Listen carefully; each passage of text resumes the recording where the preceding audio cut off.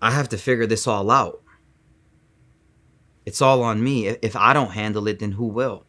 How many times have you told yourself this? How many times have these thoughts whirled around in your mind? How often have you felt like the weight of the world is on your shoulders?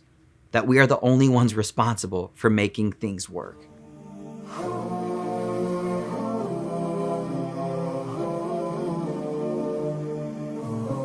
It's a struggle so many of us face. The belief that everything is up to us, that our success, our survival, and even our future depends solely on our efforts, not to mention if there's people that depend on us. But what if this mindset is actually what's holding you back? The illusion of control. The truth is, we don't control anything in our lives. We try, we plan, we put in the effort, but at the end of the day, it's Allah subhanahu wa ta'ala who controls the outcome. When we believe that everything is up to us, we carry the burden that was never meant to be ours alone in the first place. Allah reminds us in the Quran, وَتَوَكَّلْ عَلَى اللَّهِ وَكَفَى بِاللَّهِ وَكِيلًا. Rely on Allah, and sufficient is Allah to control our affairs. This verse teaches us a powerful truth. Reliance on Allah is not a weakness, it's the strength. It's not inaction, it's the deepest form of trust. True tawakkul means that we do our part, but we also let go of the illusion that we are in control of anything. We should learn from the things around us. The Prophet ﷺ gave us a beautiful example of tawakkul.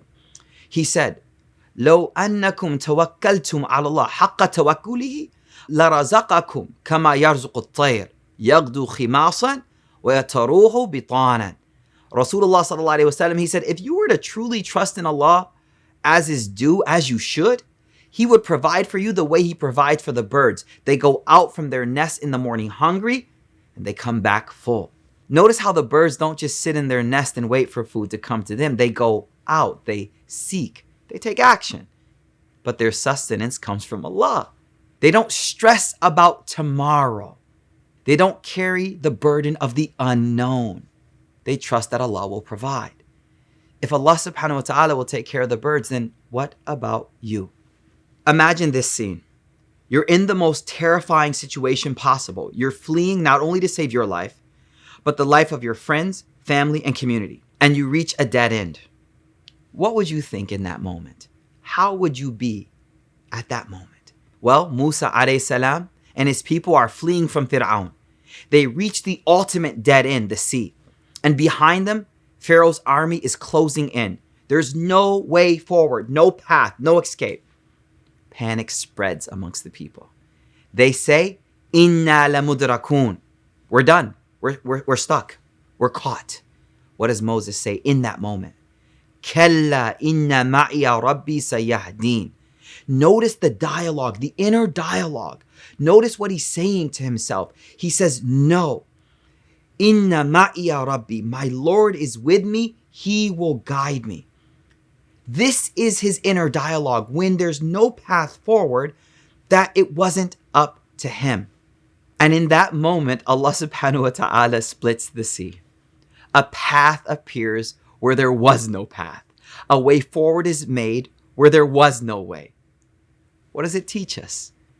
That when we put our trust in Allah subhanahu wa ta'ala, He opens doors that we never imagined. But I want to focus on the inner dialogue. I want to focus on reframing the narrative of it's all up to me to inna ma'iya rabbi sayahdeen.